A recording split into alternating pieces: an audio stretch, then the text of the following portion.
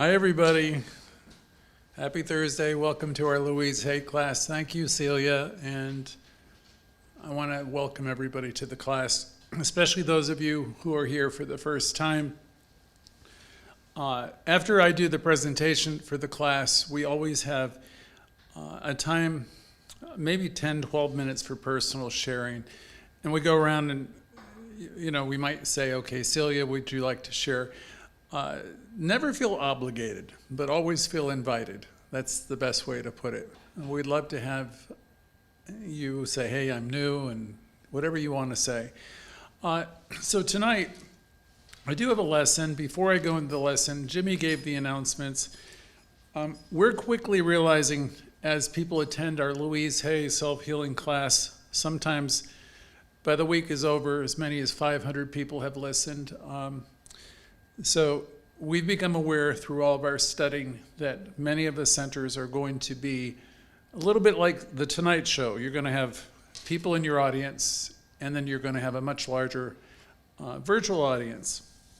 So we're launching in the month of December at the center, the month of December through January 15th, a virtual membership program where anybody from anywhere can be part of the center and be a member. And what we're offering, we're going to pick my favorite talk, and then we're going to give you guys a list of over 100 talk titles. You can choose 3 of your own. So the membership for the year 2022 will be, it will include a free talk from us, and you can choose 3 that you like from our list. And that you will also be entitled to, we're thinking we want to offer you 25% off of an accredited class if you'd like to take one in the year 2022, and 3 15-minute sessions with me or any of the ministers throughout the year by appointment. So if you're interested in that, all you have to do is send a message to Jimmy or in the chat, and he will send it to you. And it's a piece of a form you fill out.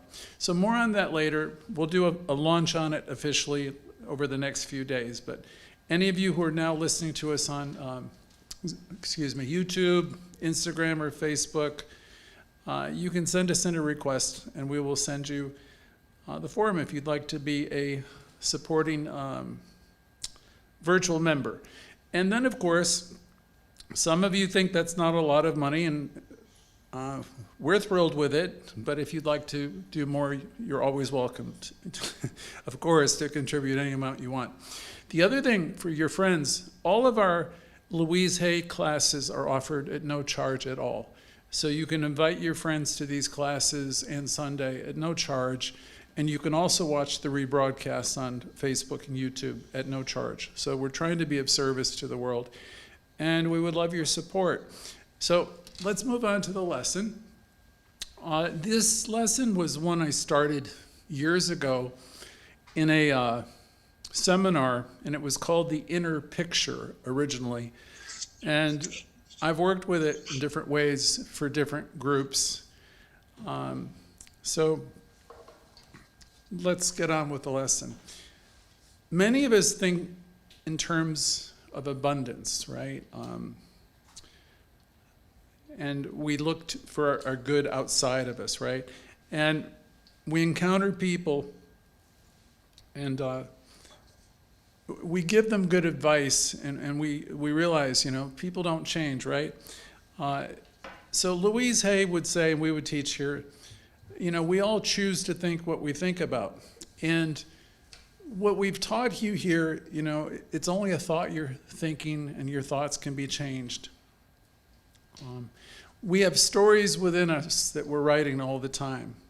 And we have the ability to write a good story. You can learn here, if you pay attention to your thinking, to write a great story. It's not too late for any of us. So if you find yourself in your 60s like me, or your 20s or 30s, you can begin wherever you are to write a good or a great story. The thing I would like to say tonight, I see Reverend Judith now join us too, stop waiting. You can begin today, right? The point of power is always in the present moment, Louise used to say. So this class is to remind us that we can always write a better story. And we can rewrite the old stories. Stories that would suggest that there's something wrong with us, or there's something missing, or maybe that we're deficient. Maybe we bought into the opinions of our boyfriends or girlfriends, ex-husbands, wives. There's loads of old stories that people have, right? And there's plenty of opinions. And the only opinion in the final analysis, if you learn to heal your life, is the opinion you hold of yourself and of life itself. So tonight, the invitation is to write a different kind of story and create a new picture. And as we create that picture in a more expansive idea, and we will literally be hitching our wagon to the stars that Emerson quoted and said. He said, this was Emerson saying, imagine, dream, visualize the big ideas. If you do that, if you do what the mind can see and believe, it'll draw it to you. So you have this power at your disposal. And Ernest Holmes spoke of it, so did Louise Hay. When I was 18, I was drawn into this kind of thinking, though I didn't know about science of mind. And I knew the idea, what the mind can see and believe it will achieve. I didn't really fully understand the magnitude of that idea yet, or that I could be the cause to my own experience. And certainly I didn't know that I could heal my life. That came probably a decade later at least. You can heal your life. You can also, from our teaching, you can heal conditions. Okay, in other words, the stuff that's in your life right now that seems broken or seems like it doesn't work, you can really make a change in all those areas, And sometimes it's very difficult to believe because I've had enough students for enough years who will say things like, you don't understand, Dr. Greg, you don't understand, and they'll want to go on to the pain. And you know what, it seems like they're locked in really tough, situations in their families and their marriages, their health and broken and busted and, everything that you can imagine, I have listened to. And I know Louise Hay did too, because she worked as a practitioner at this center. And the very research for her book, You Can Heal Your Life, was done right out of first, it was called Church of Religious Science, New York. And she developed a booklet. She would see people like Jimmy or Judith or Celia, and she would write down the circumstances that were going on with her particular clients. And then she trusted Spirit, and she thought, well, the probable cause is something. And of course, that was just her individual feeling. And then she would write out a treatment. So we have what's called here affirmative prayers, treatments. And essentially, I'm going to give you the layman's version of this now, because if you went through a class, I do more in depth.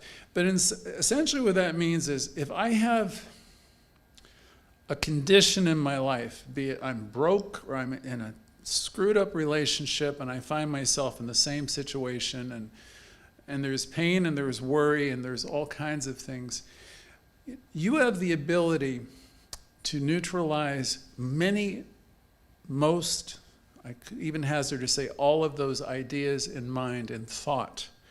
You have the ability to neutralize those thoughts and those ideas. And you might not think you have the power to do that, but you do.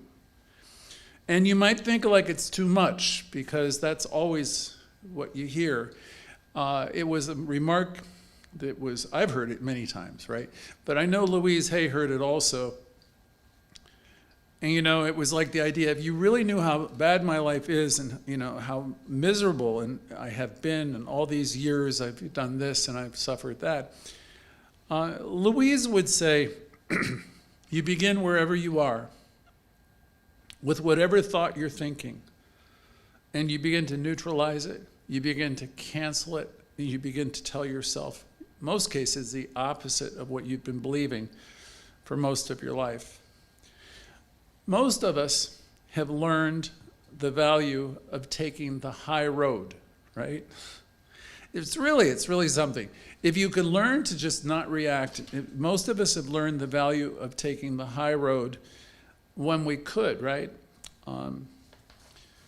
I remember in 2016, it was Michelle Obama who made this now famous statement. When they go low, we go high. And I don't know if she was inspired to say that, but I remember the moment when she said it. I don't know if it was a speechwriter who gave it to her, and it doesn't matter. But it was a healing idea. It was a healing thought. It was a thought that's fitting for a Louise Hay self-healing class. It was, and what she spoke, when they go low, we go high, is a new thought concept. It's a practice. And it's not just when they go low, we go high. It's also when we're in the dumpster and we're going low and we're doing some version of stinking thinking, we have a glorious opportunity in that moment when we catch ourselves going low to turn it all around. I remember a song from Asilomar years ago. Amy Bishop was singing it, I think. I'm not certain. And it was, we are free to turn it around. Again, the point of power is always right here, right now. That was the gift of another author, Ram Dass. Be here now, be here now. Because in this moment, this glorious moment, it's a new moment. And you can drop the story, you can drop all the thoughts, the ideas of being a victim, every thought of like, who's done this to me or that to me. And you get to be free in a new moment. If you can seize that moment, seize that day. The point of power is here and now. That was a message from both Ernest Holmes and Louise Hay. When they go low, or when you go low, however it is, you have the ability, because you exist as an individualization of this precious thing called life. You're one with the one. When you're going down, low on yourself and beating yourself up, or you're really being critical of other people, I mean, I know when I'm doing it, I'm miserable. I've become the lost child in those moments, like I'm in the weeds. And it's very human to find yourself in a place of disconnect. But this teaching is such a tremendous gift, because as soon as you find yourself in that place, I say, here, there you go again, Greg. And basically, I pull myself right back. And, when I'm down on myself, or I'm down on life, if I find myself doing that, we have amazing tools here to turn it all around again. It's a practice. I've been a practitioner for probably 3 decades now, and so is Reverend Judith and a lot of us. And we are far from perfect people. I mean, we're good people, but we're far from perfect people. But we have something that's been a great gift for many, many years. We have a practice. And when we stay plugged into this teaching, we practice. We keep practicing. And then before you know it, and it really doesn't take that long, a few weeks, few months of this practicing these principles in this teaching, your world really changes. And you'll start to realize, my goodness, my relationships are starting to improve some. Doors are opening for me that have never been opened to me before. And, your life can begin. And it's beginning not because of good luck. It's beginning because of you. And it's beginning because of your consciousness.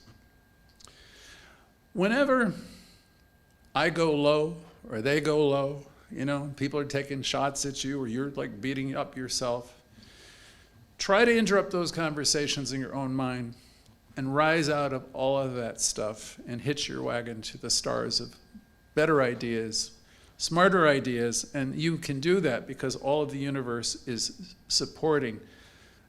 It's supporting that effort. There is a spirit, a voice within all of us that's suggesting that we kind of like stretch and grow and expand and let go. And I know most of you have this restless spirit that wants you to express life in a bigger way. And bigger just might be happier and more expansive. Whenever or however we find ourselves in negative states of consciousness, and we're spinning round and round in a story about life being hard or bad people or all that stuff, there is something that we can definitely do. And I've already told you, we can go high. We can lift ourselves right out of that muck and say, I release this. Here's the famous one of all. I release the need for this. And you can say that about almost anything. You know, wherever you're in a place where there's disturbance, worry, or fear or doubt, you can say, I release the need for this. Because that's some need in you to go back to some old story of being a victim or hurt and all that. And that will never empower you or take you where you want to go. So when I find myself in those places, I'm going to say, I release the need to do this. I release the need to believe this. Another line we'll teach you in our classes is we're here to create a world that works for us. And we're here to create a world that works for everyone. We are, in this teaching, learning to be lifters in consciousness. So when stuff comes in, you know, you'll react occasionally. And the first thing you want to do is forgive yourself for reacting. You know, just forgive yourself. And the other thing from Louise Hay is have the realization that these people that we're interacting with, and we're all interacting with people, that they're doing the best that they can, all right? Even if they're reacting and going crazy and doing whatever they're doing the best that they can at that moment in time. And they will change, and it will change, and everything changes. But we can be centered in this teaching. We can take that moment in meditation. We can go into affirmative prayer in the first step where we recognize that we are a center of God activity. And this life in us is inspiring us to step out of all these other lesser states of consciousness and hitch our wagon to a bigger idea. Whatever any of us can see and deeply believe will somewhat magnetically be drawn to us. You know, if we're focused, if we're centered. It's easy to go the other way, to react. It's easy to be a person of doom and gloom. It's easy to go low. It's easy to take a cheap shot at people when they're down. It's easy to do all that, right? It's easy to complain about things we don't understand in people.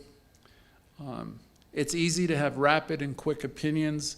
Oftentimes the opinions I have, I don't even know where they come from. I mean, I do. I was raised in a family that have a lot of opinions. Now, I've become somewhat of an older person now, so many of those opinions, I'm thinking, where the hell did that come from? You know, they're not based upon anything that I've ever experienced, other than stuff that I've learned. And all of that stuff, quite honestly, as you're becoming a truth student and you're attempting to live a deeper and more connected life, some of that stuff really would be good for us to take a look at. It's easy for us to lead our lives from a place of fear. It's easy to turn on all the news programs and I don't know any of them that put on good news, right?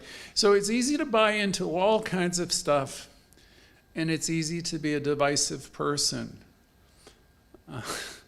It takes a little bit more effort to understand that this person in front of me, my husband, right? My wife, my sister, and when they're really, when you think they've lost it, it's easy to judge them. It's a little bit harder to say to yourself, they're doing the best they can right now. You know, if you have that gift that you can extend that kind of love when people are reacting, that's quite a gift. Very easy to go low, very easy to react. But the question I want to ask everybody in the class tonight, is that really what you want to do? Do you think that that's the empowered way to go? Is that ultimately what you've come here to do into this life, is to complain about life and how it's changing? And experience all this anxiety and fear and all of that, when you could be centered in the truth, knowing that all of life is working for your greater unfoldment and greater expression and greater joy, and where you could increasingly be more like a child in a state of happiness and wonder. All of that wonder and happiness is available to me, and I know it's available to you when I remember, when I remember I am a center of God activity and an inlet and outlet of it, and I have the willingness to drop the grievances. There's a beautiful book, there's a phrase I've known for years, and it is this: love holds no grievances. So wherever there's a spot in us where we're holding on to a judgment, and I know we all do it, let us tonight in our own ways say to ourselves, I release the need to hold this. I release the need to hold this. I am doing the best I can with the information that I have. And then I usually think of the other person who's on your mind, or whoever they are, it might be even a group. And you say to yourself, I know they're doing the best they can with the information and the understanding and the awareness that they have. If we begin to do this in our self-healing classes, you're going to have greater degrees of peace and happiness in your life. We can learn to see the good in others, and we can definitely learn to see the good in ourselves. Louise always had an affirmation: I love, accept, and approve of myself exactly as I am. And many of us have said that for years, and sometimes we work with the mirror. And we work with the mirror, and you look into your eyes and say, I love, accept, and approve of myself, because sometimes you'll notice things will come up, and you'll see areas where you're still being critical, and that's a great and glorious opportunity for you to, you can see, oh my goodness, I'm really being hard on myself here. So you begin the process of giving yourself a different kind of message. And this could be a little bit of work, it can take some time. When we're habitually coming from a place where we're seeing what's wrong, and some of us are very gifted with our analytical powers of seeing what's wrong and missing. You've heard the expression before, analysis paralysis. So if we're all caught up with that type of analysis and seeing where the flaw is or what the speck is in the other person's eye, then we're definitely going low. If we're focusing on what's wrong, or, what it should be and what it used to be, and we're always, then we're not able to be in a new moment. So being critical, being so critical and going low and being critical is a pretty short-sighted way to live life. Because behind and back of all these assessments, these critical assessments, we're people with ourselves. We have self-esteem issues, and you're looking at people who are doing the best they can with what they got. And underneath all of it, as you think about yourself and you think about everyone else, there is this magnificent spiritual person. So why the heck do we want to judge everybody, and why would we ever want to put our own selves down? I mean, how can we grow if we're tearing ourselves apart and one another? All of the people that have been upset, you've been upset with through the years, right? You might have been upset for very good reasons, but every last one of these people are spiritual beings of light and wonder, and people you are one with. So today we remember something that we often forget. Again, that we are spiritual beings, and that each one of us are whole and complete. And I want to say for this whole group, like I'm doing a treatment, that everybody on this call and this extended call, and any of you people who want to join in and be virtual members, I want to state that this whole group is whole and complete, and each of us are resolved to go higher and to be more connected. We are connected people, we're connected with Source, and we're whole and complete. And we're doing important work individually and as a group, and we're not going down to that nonsense anymore. So we want to grasp the bigger ideas, hitch our wagon to the stars. And it starts by forgiving yourself, loving yourself more, and then being the extension of that wherever you can. I was told when I was in my 20s, you're here to be a lifter. Now, you can't carry the burden of everybody, but you're here to lift and to encourage and to say, great job. And that's what we're here to do, lift ourselves up and lift others too. And then we want to let go of the things that hold us back. The things that hold me back would be my old stories, any kind of grudge I'm maintaining, any kind of grievance that I might have. I have a couple more ideas before I open up for you to share. There was a writer that I was fond of who said years ago in one of his books, Alan Cohen, famously said the word sin, S-I-N, stands for self-imposed nonsense. So there's this inner picture in us, where we're not good enough and we've sinned, we've made all these mistakes, and we have a lot of regret sometimes and guilt, and we got to let go of all of that and understand again, you've made mistakes. I've made a whole bunch of mistakes. We've made mistakes while we're growing. So there's this inner picture that we all have about ourselves, which is really the theme for tonight. And that's the inner picture that is really producing our life, and that's the stuff that we want to we want to make sure that inner picture is really wonderful, right? So the questions I asked today, can you see where there's some opinion that you have about yourself that's holding you back? Now, you might think you're too old, you might think you're not smart enough, you might think you're not educated enough, you might think I failed in every relationship I've ever had, I've been divorced 3 times. You could say, you have a whole bunch of stuff. Can you see where there's any opinion that you have about yourself that you might, it might be good for you to release? If so, bring it into your mind and say to yourself, I'm willing to release this pattern in me. And the first thing is just to become aware that there is a pattern. Because what happens is we keep on playing out these old tapes. So if there's something that comes up, and you know that it's an issue that you probably would benefit by releasing, bring that idea into mind. You might be thinking, I'm this, I'm that, I've done this, and you have all these regrets. This would be the time to bring that to mind so you could release it. Or you might have burned some bridges in your life, you know what I mean by that expression, with people or places. And there might have been a lot of hurt associated with it, maybe pain.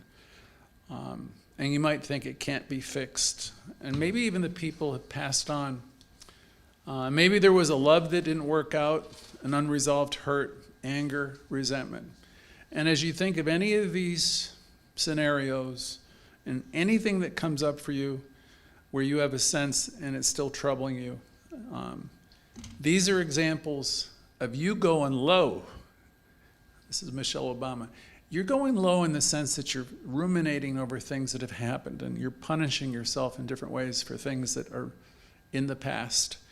So whatever comes up, as we're talking about this tonight, I would like you to be resolved within yourself to let go so you can release it and say to yourself, I did the best I could with what I knew at the time, and I released the need in me to keep this all going on. I released the need and then proclaim something beautiful, like I'm whole and I'm complete and I'm full of wonder and gratitude. I love myself the way I am. See, these statements will all impact the inner picture. And the inner picture is what I'm focusing on tonight, what we're speaking of today. I had a teacher years ago who had a great talk, and this is one of the talks that we're going to offer in our virtual membership, and it was entitled, Don't Die Dumb. And he, of course, was trying to tell his class to wake up and to snap out of the same old stories that keep holding you in paralysis, keep holding you back from experiencing wonder and happiness and joy. Now, one more story before I close. Just this week, so this is new material, I heard of 2 families who were close almost 100 years ago, and they've been close for at least 80 years. And they had a business that they shared, but for the past 70 years, these 2 brothers stopped speaking to one another. And they built a wall between the 2 businesses, and they operated in the same town, and they weren't speaking with one another. And their children weren't speaking to the other. They're like cousins, right? And now there's grandchildren. And the story was all about there was a lady, apparently a beautiful lady, and she chose one brother over the other. And the next 2 generations paid the price for that decision. Everybody was forbidden to talk to the others, and everybody was avoiding everybody, and there was anger and distrust. And it caused me to remember when I was a kid living in Vermont that there was an uncle. There was like 5 uncles and aunts, and there was an uncle that none of us were supposed to talk to. And we weren't supposed to talk to their children either. And as smart as I remember my parents being, I think they made a very big mistake by keeping that whole thing going on. And I say that because it's just to ask yourself if there's anything like that going on in your life. Is there any group of people, any person that you're keeping that whole, I'll call it mess, going on? I remember when I was probably 18 or 19, I found one of these cousins that I wasn't supposed to speak to or with. And he was just a kid, a little bit younger than me, like he was doing rockets and stuff, and he was a cool kid. But he was isolated from all of us all his life, and since he died an early death. It was a sad situation. He died in his late 20s, but I'm glad I had the opportunity to meet him. But I can speak of my own siblings, and this whole group of people, we're not liking a whole group of people for no good reason. So if there's anything like that going on within you, this would be a night where I'd say, look, this is silly. This is not a dress rehearsal. I'm a little bit older now, a little bit smarter. Any of this stuff that's lingering in me, I release the need for any of this. And maybe the love that lives within you can build a bridge where you can reach out to that person in some way. And I know full well in some situations you can't, but many times you can. So when we're operating with all this stuff inside of us, obviously we're not coming from a very connected place. It happens. If you're in this teaching, you're staying connected in these classes. As soon as you become aware of it, as soon as you go low on yourself or find yourself going low on others, you can remember, love holds no grievances. I am one with all of these people. Emerson wrote years ago that any of us, a man, he said, today he would probably say a woman or people.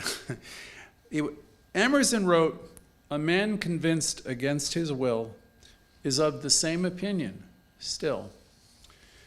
I want you to know in our work with Louise Hay and Ernest Holmes that we do our work in consciousness, or what the old timer used to say, we do our work in mind. Same thing. We do our work within. A younger generation might say it's all an inside job. Everything is an inside job. And the younger generation would be correct. I loved a song that Lady Gaga did about 1.5 years, 2 years ago. It was called Shallow.